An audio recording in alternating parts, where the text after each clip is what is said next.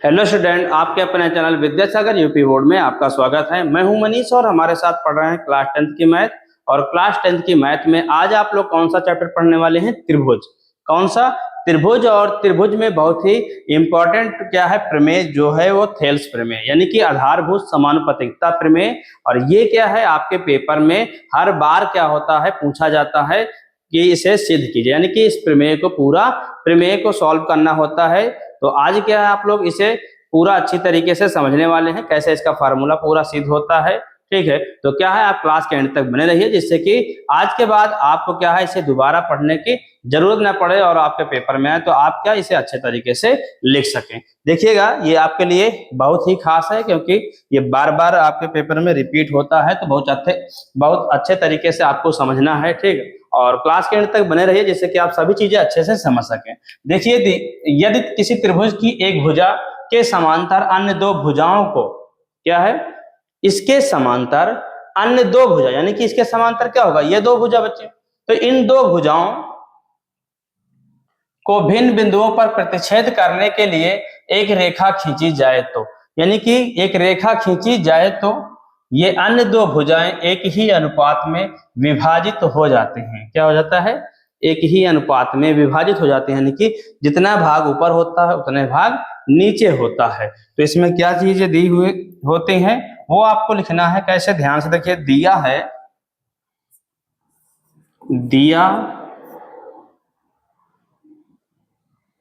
या यहां लिख दीजिए, माना दिया है त्रिभुज एबीसी। क्या लिखना है?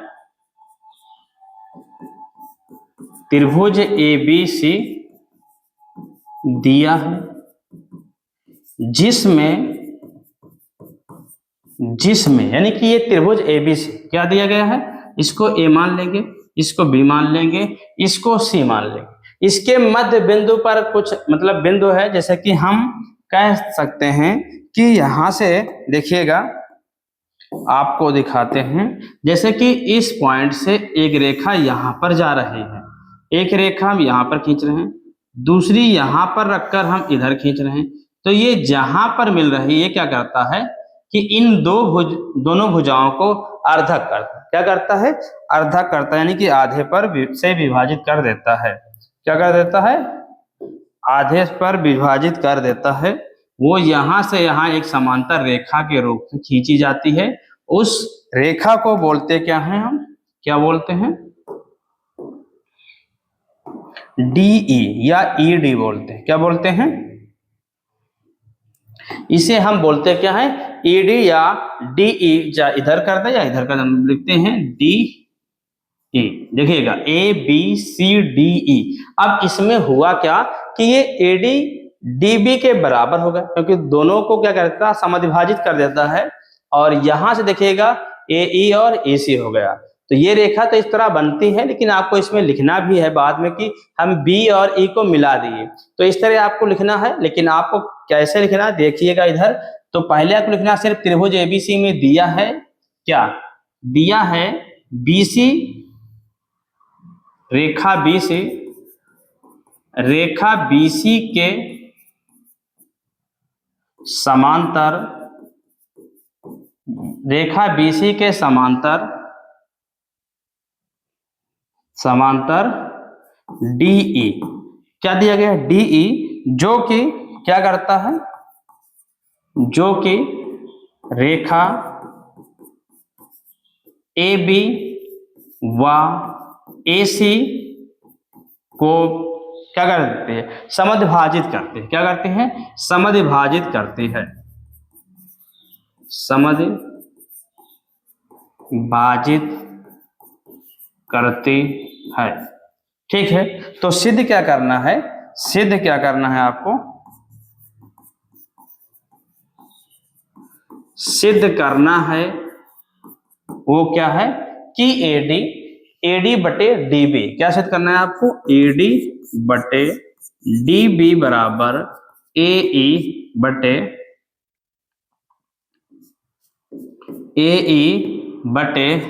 ई सी। क्या सिद्ध करना है? ई बटे ई सी आपको सिद्ध करना है। यहां पर जो चीजें दी गई हैं समांतर है। कौन सा? ये देखिए, जो दो बिंदु हैं, ये दोनों बिंदु क्या करते हैं, इस रेखा को दो जगहों पर विभाजित करता है। क्या कर देता है, मतलब कि दोनों रेखाओं को क्या है, समान भुजा में विभाजित कर देता है। और इसमें दिया क्या है, तो यहाँ पर लिखते हैं, आगे हम हल करते हैं। तो इसमें लिखते हैं सर्वप्रथम हम क्या करेंगे, सर्वप्रथम बीसी रेखा जो है और डीई के समांतर है। पहले तो हम ये लिखते हैं त्रिभुज एबीसी में आपको लिखना क्या है, त्रिभुज एबीसी में, त्रिभुज एबीसी में क्या है, डीई समांतर है बीसी के। क्या है, डीई समांतर है बीसी के। फिर इसके बाद आपको क्या करना है, बीई। ठीक है, तो क्या करते हैं, बी तथा ई को बी ई लिख सकते हैं। क्या लिख सकते हैं आप, ऐसे भी लिख सकते हैं, देखिएगा बीई तथा बीई तथा क्या है, सी डी को आपस में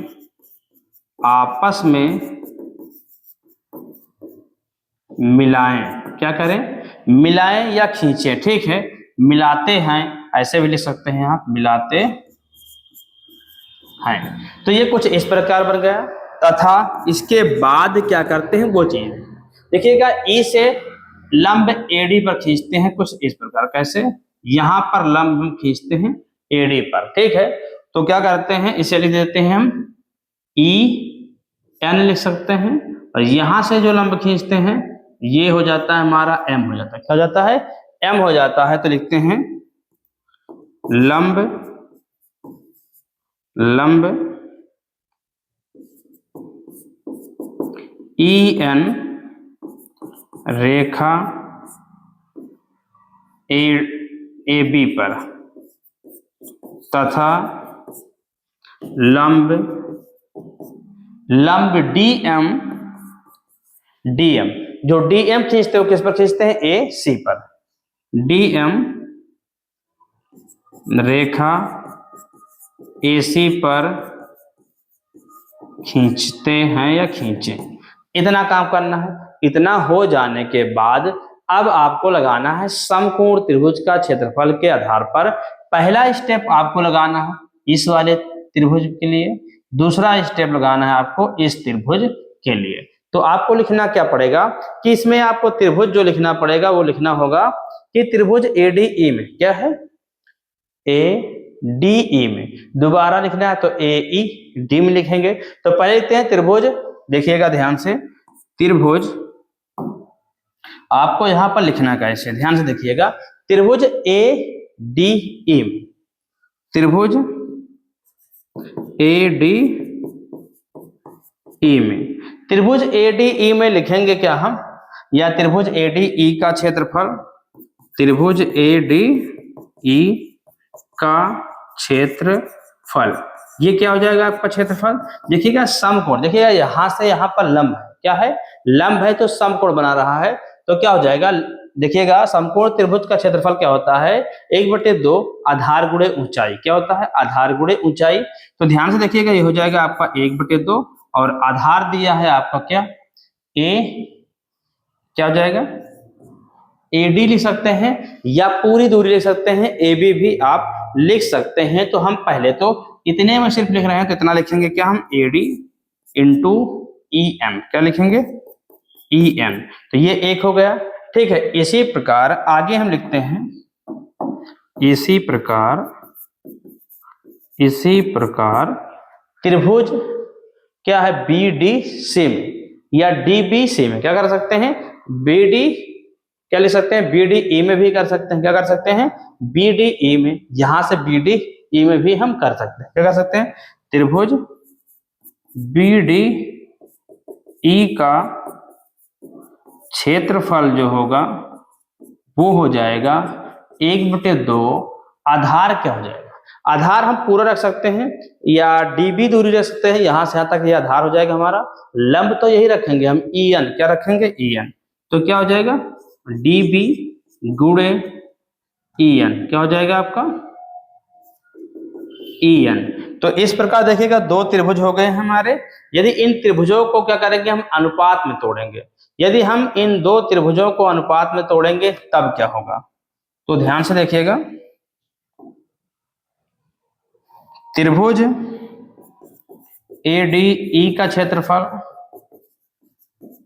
बटे त्रिभुज क्या है, त्रिभुज BDE का क्षेत्रफल।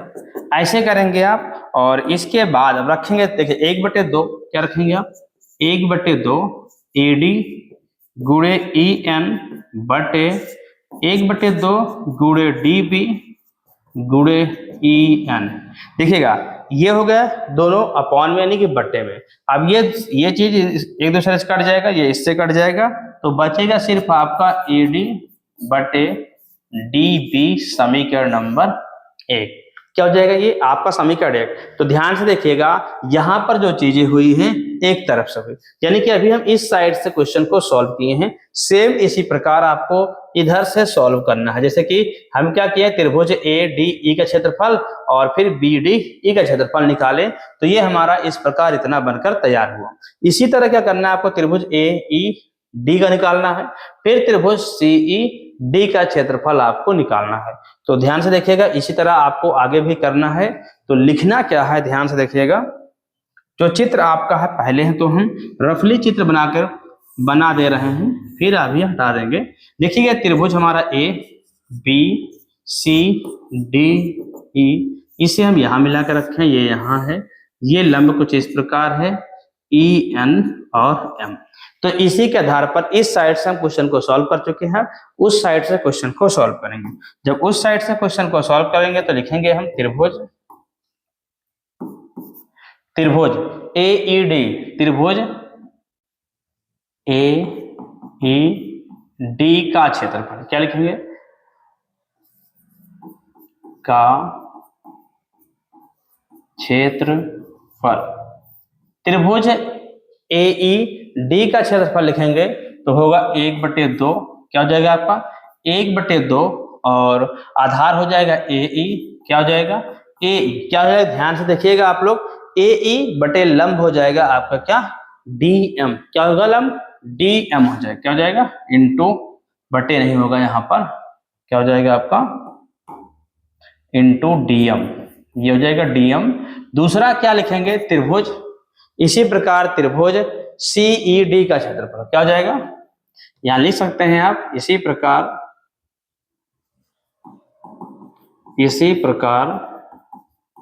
त्रिभुज CED का क्षेत्रफल। जब आप क्षेत्रफल इसका निकालेंगे तब आपको हो जाएगा 1/2, और आधार जो हो जाएगा वो EC हो जाएगा, क्या हो जाएगा EC इंटू लंब हो जाएगा DM। अब आपको इन दोनों को क्या रखना है, अनुपात में रखना है। त्रिभुज AED का क्षेत्रफल ठीक है, और बटे त्रिभुज CED का क्षेत्रफल। देखिएगा इन दोनों को अनुपात में रखेंगे तो होगा क्या आपका 1/2 into AE into DM upon 1/2 into EC into DM बराबर। तो ध्यान से देखिएगा, जैसे कि इसमें आपका कैंसिल हुआ, क्या हुआ, जैसे कि इसमें देखिएगा ये EN कैंसिल हुआ, इसी प्रकार आपका यहाँ पर DM और 1/2 कैंसिल होगा तो बचेगा AE अपॉन EC। ये आपका समीकरण नंबर 2 हुआ। तो 2 समीकरण आपके हो चुके हैं, लेकिन अब ध्यान से आपको देखना है कि त्रिभुज क्या है BDE और क्या है त्रिभुज CED। ठीक है, ध्यान से देखिएगा, त्रिभुज B क्या दिया गया है, त्रिभुज BDE व त्रिभुज CED कहां पर बने हुए हैं, एक ही समांतर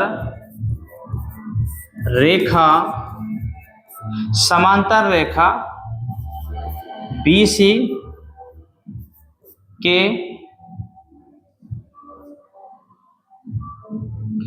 एक भी समांतर रेखा DE पर बने हैं। क्या है? बने हैं। तो इसमें आपका क्या हो जाएगा, जब एक ही पर बने हुए हैं, एक ही रेखा के समांतर है, तो दो के दोनों त्रिभुज क्या हो जाएंगे, क्या हो जाएगा, दो के दोनों त्रिभुज आपस में बराबर होंगे। तो त्रिभुज क्या हो जाएगा आपका BDE, यहां पर लिख सकते हैं आप ऐसे भी समीकरण यहां पर, मतलब अभी ऐसे लिखिए त्रिभुज